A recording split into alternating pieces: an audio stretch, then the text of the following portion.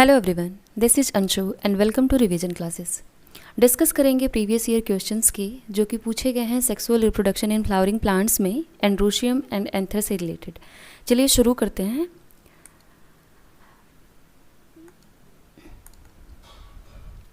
सबसे पहला क्वेश्चन अपना है, the anther wall layer which is usually polyploid and has dense cytoplasm as well as high DNA content. कहने का मतलब है एंथर वॉल की कौन सी वो लेयर है जिसमें डेंस साइटोप्लाज्म होता है और डीएनए कंटेंट भी उसका ज़्यादा होता है। अब हमने जब एंथर वॉल पढ़ा था बेटा, तो उसमें क्या देखा था कि तीन तो अपने प्रोटेक्टिव लेयर थे और एक कौन सा था, न्यूट्रिटिव लेयर था। और जब एंथर वॉल में हमने देखा न्यूट्रिटिव लेयर जो अपना है उसके पास क्या होता है, साइटोप्लाज्म ज़्यादा होता है और साइटोप्लाज्म ज़्यादा होने के साथ साथ वो मल्टी न्यूक्लिएटेड भी होता है। तो जाहिर सी बात है अगर न्यूक्लियस ज़्यादा है तो डीएनए कंटेंट भी उसका ज़्यादा होगा। तो इसका ऑप्शन क्या हो जाएगा अपना, एंडोथीसियम तो बिल्कुल नहीं होगा क्योंकि ये डेहिसेंस में काम करता है। एपिडर्मिस बिल्कुल नहीं, प्रोटेक्शन में काम करता है। मिडिल लेयर भी नहीं। न्यूट्रिशन में कौन काम करता है, टेपेटम। और अगर न्यूट्रिशन में टेपेटम काम करता है बेटा तो जाहिर सी बात है ये मल्टी न्यूक्लिएटेड है और मल्टी न्यूक्लिएटेड होने की वजह से इसका डीएनए कंटेंट भी ज़्यादा होता है। चलिए देखते हैं नेक्स्ट क्वेश्चन क्या है। Which one of the following statement is not true. पूछा है कि कौन सा स्टेटमेंट इसमें गलत है। जब भी कभी आपको एग्जामिनेशन हॉल में ऐसे क्वेश्चंस दिखाई दें तो पहले तो आपको ये जानना है कि इसमें क्या पूछा है। पहले इसमें रॉन्ग स्टेटमेंट पूछा है ना, तो उसको आप एक बार अंडरलाइन कर लो कि हमसे इनकरेक्ट पूछा गया है। ठीक, अब देखिए इसमें ऑप्शंस हमारे हैं। Exine of pollen grain is made up of sporopollenin. कह रहा है कि एक्साइन स्पोरोपोलिनिन से मिलके बना होता है। चलिए इसको देखते हैं। अभी मैं यहाँ पे स्टार बना लेती हूँ, सही है कि नहीं मुझे नहीं पता। सेकेंड ऑप्शन है pollen grain of many species cause severe allergies. तो पोलिन एलर्जी के बारे में भी हमको अभी मान लीजिए कि नहीं पता, इसको ऐसे कर लेते हैं। Now stored pollen in liquid nitrogen can used in the crop breeding program. चलिए इसको भी आप समझिए, आपको ये भी नहीं पता था, आपने इसको भी स्टार बना के रखा हुआ है। हमें नॉट ट्रू देखना है। फोर्थ स्टेटमेंट अपना बताता है कि tapetum helps in the dehiscence of anther. देखिए यहाँ से हमें मिल गया हमारा रॉन्ग स्टेटमेंट। टेपेटम हमें पता है कि टेपेटम का काम होता है बेटा न्यूट्रिशन देना। क्या काम है इसका, न्यूट्रिशन देना, तभी तो ये मल्टी न्यूक्लिएटेड है। और अगर टेपेटम न्यूट्रिशन दे रहा है तो हम डेहिसेंस तो सोच ही नहीं सकते हैं। क्यों, क्योंकि डेहिसेंस कौन कराता है, डेहिसेंस कराने का काम होता है अपने इंडोथीसियम का। तो इंडोथीसियम डेहिसेंस कराता है और अपने स्टेटमेंट में टेपेटम को कर दिया था। दैट इज़ वाई अपना करेक्ट आंसर हो जाएगा फोर्थ, क्योंकि यही एक गलत है। अब यहाँ पे 3 टर्म आए हैं। पहला कि exine of pollen grain is made up of sporopollenin. तो हमने एक्साइन का स्ट्रक्चर कैसे देखा था, ये इंटाइन है अगर मान लीजिए, तो एक्साइन ऐसे ऑर्नामेंटेशन के साथ था, बीच बीच में कहीं कहीं गैप था जिसको जर्म पोर कहा गया था। यही एक्साइन है और एक्साइन अपना बना हुआ था एक बहुत ही हार्ड सब्सटेंस से जिसको कि हमने स्पोरोपोलिनिन बोला था। तो ये वाला स्टेटमेंट हमको पता चल गया कि ये सही था, मतलब इस रिगार्डिंग नहीं, ये अपने आप में सही स्टेटमेंट है। दूसरा, pollen grain of many species cause severe allergies. ये आप समझ लीजिए, जैसे कि क्या होता है, हमें पता है कि पॉलिनेशन जब होता है तो पोलिन ग्रेन एयर के थ्रू फीमेल प्लांट के स्टिग्मा पे जाते हैं। ठीक है, तो एयर में पोलिन ग्रेन पड़े होते हैं और एयर में ये जो पोलिन ग्रेन है कभी कभी ये एलर्जी भी कॉज करते हैं। और अगर ये हम इनको इनहेल करते हैं रेस्पिरेशन के थ्रू तो ये क्या करते हैं, कभी हे फीवर हो गया या फिर अस्थमा जैसी बीमारियां भी कॉज करते हैं। तो ये एक एलर्जेंस की तरह भी काम करते हैं और इसी की वजह से अपना स्टेटमेंट क्या है, अपने आप में सही स्टेटमेंट है। Now stored pollen in liquid nitrogen can be used in the crop breeding program. ये आपके लिए नया है। देखिए क्रॉप ब्रीडिंग में हम पोलिन ग्रेन को स्टोर करके भी रख सकते हैं और इसको स्टोर करने के लिए हमें नाइट्रोजन का यूज़ करना होता है। अब आप मुझे ये बताएंगे कि नाइट्रोजन का यूज़ जब करते हैं तो कितने डिग्री सेल्सियस या फिर कितना उसका टेम्परेचर होना चाहिए, आप मुझे ये बताइएगा कमेंट सेक्शन में। ठीक है, चलिए अभी हमें पता चल गया कि ये वाला स्टेटमेंट रॉन्ग था टेपेटम वाला, तो इस क्वेश्चन के अनुसार ये वाला अपना करेक्ट हो जाएगा। चलिए नेक्स्ट क्वेश्चन है। यहाँ पे एक डायग्राम दिया हुआ है। नीट में ऐसे बहुत सारे क्वेश्चंस आते हैं बेटा, तो इसकी प्रैक्टिस तो ज़रूर कर लेना। यहाँ पे एक डायग्राम दिया हुआ है और जिसमें आपको बोला गया है कि ये किस चीज़ का डायग्राम है। चलिए देखते हैं किसका डायग्राम है। कहीं तो हमने पढ़ा है इसको। ऑप्शन पहले देख लेते हैं। ये बोला है 3D cut section of mature anther. 3D तो कहीं से भी हमको नहीं लग रहा है, तो इसको हम पहले ही एलिमिनेट कर देंगे। कट सेक्शन ऑफ फिलामेंट, क्या पढ़ा था फिलामेंट? ऐसे ही तो अपना फिलामेंट होता है, ये फिलामेंट है और ये समझो कि अपना एंथर ऐसे था। तो क्या हमने फिलामेंट को कभी काट के देखा था? कोई ज़रूरत ही नहीं है कि हम फिलामेंट को कट करके देखें, क्योंकि सारे के सारे मटेरियल एंथर में भरे हुए हैं, तो फिलामेंट को कट करने की तो नीड ही नहीं थी। उसके बाद से फोर्थ बोलता है कि transverse section of mature filament, कोई मतलब नहीं बनता है फिलामेंट का ट्रांसफ़र हो, एलएस हो, कुछ भी नहीं हम काट के देखते हैं, क्योंकि हमारा मेन फोकस होता है रिप्रोडक्शन में एंथर को कट करना। तो ये अपना कौन सा ऑप्शन करेक्ट हो जाएगा बेटा? पहला option, TS of young anther. तभी तो हमने काट के देखा इसको। तो ऐसे ऐसे हमको 4 घर दिखाई दिए थे, जिसमें कि 4 रूम थे, थीका, लोब, ये सब हमने पढ़ा था। तो अपना हम देख सकते हैं कि जब क्वेश्चन हम एग्जामिनेशन हॉल में सॉल्व करें तो वहाँ पे एलिमिनेशन टेक्निक के थ्रू भी हम अपने क्वेश्चन के सही आंसर तक जा सकते हैं। ठीक है, चलिए नेक्स्ट क्वेश्चन पे चलते हैं। The anther wall layer which is usually polypoid. अब यहाँ पे देखो, जहाँ भी कहीं की टर्म दिखाई दे पहले ही वहाँ पे अंडरलाइन कर लो। यूजली ये कैसा होता है? पॉलीपॉइड होता है।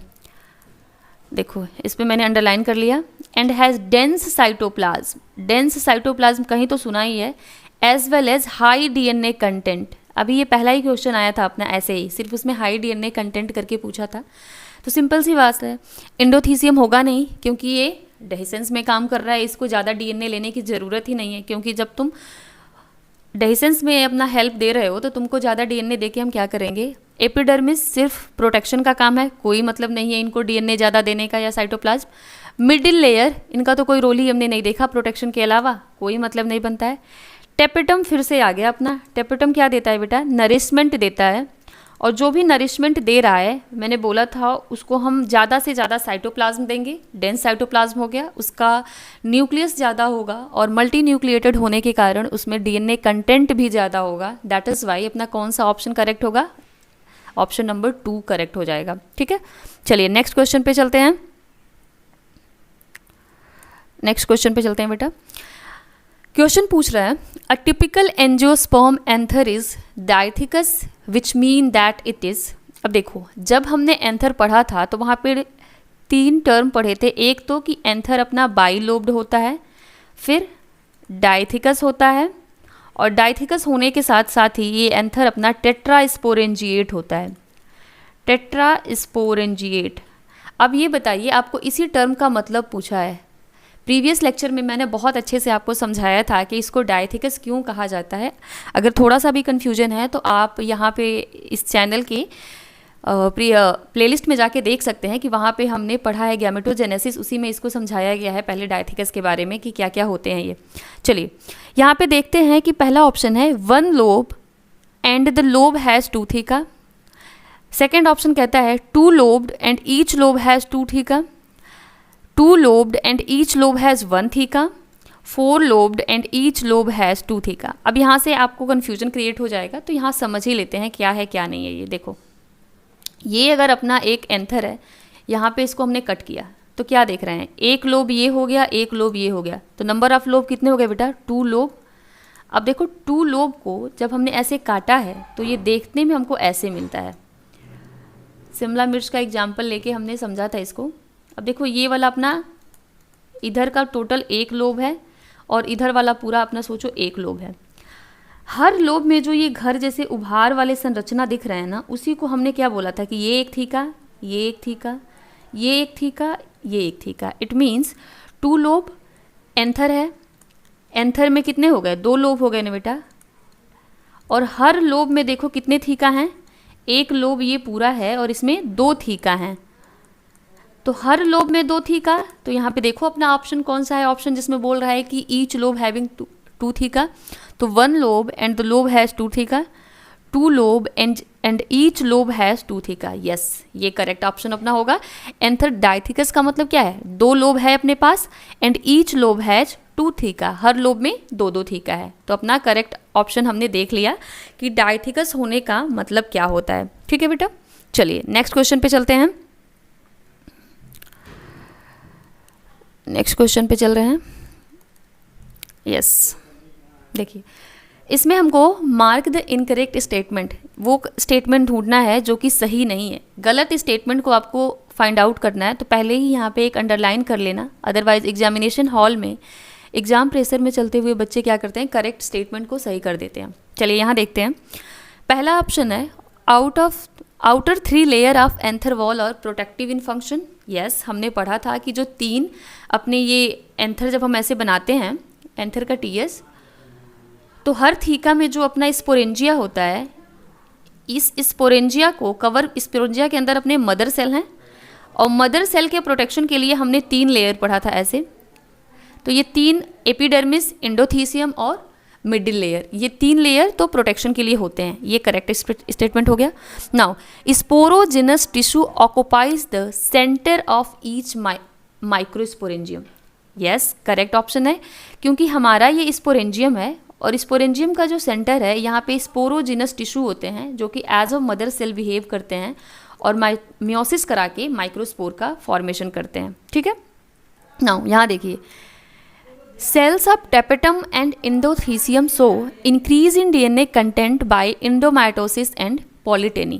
थोड़ा सा स्टार मार्क बनाओ, आगे इसको अभी डिस्कस करेंगे। 4th वाला है ploidy level of microspore tetrad is haploid. ये तो 100% करेक्ट है, क्योंकि हमें पता है जब यहाँ से एक मदर सेल होती है और मदर सेल अपनी कैसी होती है, डिप्लॉयड होगी, क्योंकि अभी तक यहाँ पे कोई भी डिवीजन नहीं हुआ है। स्पोरोजिनस टिश्यू जो है वो as a mother cell behave कर रहा है और इस मदर सेल में अभी तक कोई डिवीजन नहीं होने की वजह से ये डिप्लॉयड है। और जब ये माइक्रोस्पोर बनाती है तो माइक्रोस्पोर बनाने के लिए, एक सेकेंड बेटा, माइक्रोस्पोर जब ये बनाएगी तो माइक्रोस्पोर बनाने के लिए,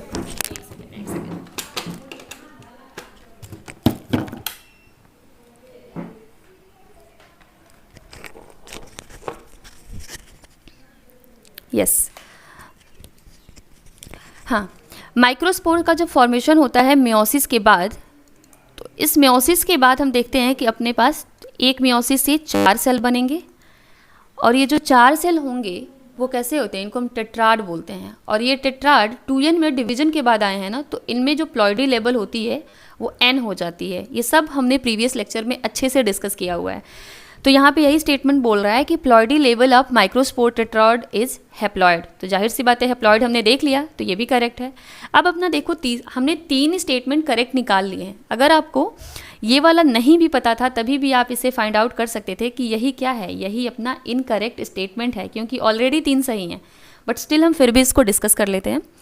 sales of tapetum and endothecium दिया है। हमने क्या पढ़ा था बेटा कि सिर्फ टेपेटम की जो सेल्स होती हैं उनका डीएनए कंटेंट ज़्यादा होता है, क्योंकि वही न्यूट्रिशन देने का काम करती हैं। एंडोथीसियम में ऐसा कोई भी स्ट्रक्चर हमने नहीं पढ़ा था। That is why incorrect statement कौन सा हो जाएगा, इनकरेक्ट हो जाएगा स्टेटमेंट नंबर 3। तो इस क्वेश्चन में अगर हम देखें तो क्वेश्चन के अकॉर्डिंग अपना करेक्ट स्टेटमेंट होगा क्वेश्चन नंबर 3, क्योंकि हमें इनकरेक्ट ही देखना था और इनकरेक्ट देखने में हमने देख लिया कि कौन सा अपना इनकरेक्ट है। क्वेश्चन ये वाला ऑप्शन सही होगा, ये सब हटा दो। क्वेश्चन के रिगार्डिंग ये गलत है, मगर अपने आप में स्टेटमेंट सही है। चलिए नेक्स्ट क्वेश्चन पे चलते हैं। यस, क्वेश्चन पूछ रहा है pollen grain are able to withstand extremes of temperature and dehiscence because their exine is composed of। बहुत ही सिंपल सा क्वेश्चन है। पूछ रहा है कि पॉलिन ग्रेन के पास ये एबिलिटी है कि वो बहुत ही एक्सट्रीम टेम्परेचर को भी झेल सकते हैं, क्योंकि उनके पास कौन सा एक मटेरियल प्रेजेंट होता है। अब देखिए इसमें क्या होता है ऐसा जो सबसे हार्ड है। हमने सिर्फ एक नाम सुना है जिसको ना तो एसिड तोड़ सकता है, ना बेस, ना कोई एल्कली। उसका नाम क्या है बेटा, स्पोरोपोलेनिन। अपना जब हम पॉलिन ग्रेन का स्ट्रक्चर देख रहे थे तो ये मान लो पॉलिन ग्रेन है, ये इंटाइन है और ये अपना क्या है, एक्साइन है। तो एक्साइन को ही हम बोलते थे कि एक्साइन स्पोरोपोलेनिन से मिलके बना है और ये सबसे अब तक का हार्ड सब्सटेंस है। तो ये एक्सट्रीम टेम्परेचर को भी विदस्टैंड कर सकता है। सो अपना करेक्ट स्टेटमेंट कौन सा हो जाएगा, ऑप्शन नंबर 3। चलिए नेक्स्ट क्वेश्चन चलते हैं। ये लास्ट क्वेश्चन है और इस क्वेश्चन का मैं आंसर आपसे एक्सपेक्ट कर रही हूँ कि आप इसे कमेंट सेक्शन में डाल के मुझे आंसर बताओगे। Pollen grain can be stored for several years in liquid nitrogen having a temperature up. अभी मैंने पहले भी ये क्वेश्चन आपसे पूछ रखा है, इसीलिए मैं इसको एज अ होमवर्क दे रही हूँ। आप मुझे इसका आंसर बताना कि इसका इन चारों में से कौन सा आंसर है, और आपको आंसर बताओगे तो इसी के साथ ये नंबर याद भी हो जाएंगे, जिससे कि आपको एग्जामिनेशन हॉल में काफ़ी हेल्प मिलने वाला है। ये क्वेश्चन बहुत ही ज़्यादा इंपॉर्टेंट है बेटा। अभी हमने डिस्कस किया जितने भी PYQs पूछे गए हैं एंड्रोशियम, एंथर, स्टेमेन, इससे रिलेटेड। अब हम नेक्स्ट वीडियो में पढ़ेंगे फीमेल रिप्रोडक्टिव सिस्टम के बारे में, एंड देन उसके भी जो पास्ट ईयर क्वेश्चंस हैं उसको डिस्कस करेंगे। Thank you for watching, and yes, for more update please subscribe my channel and do like it. Thank you.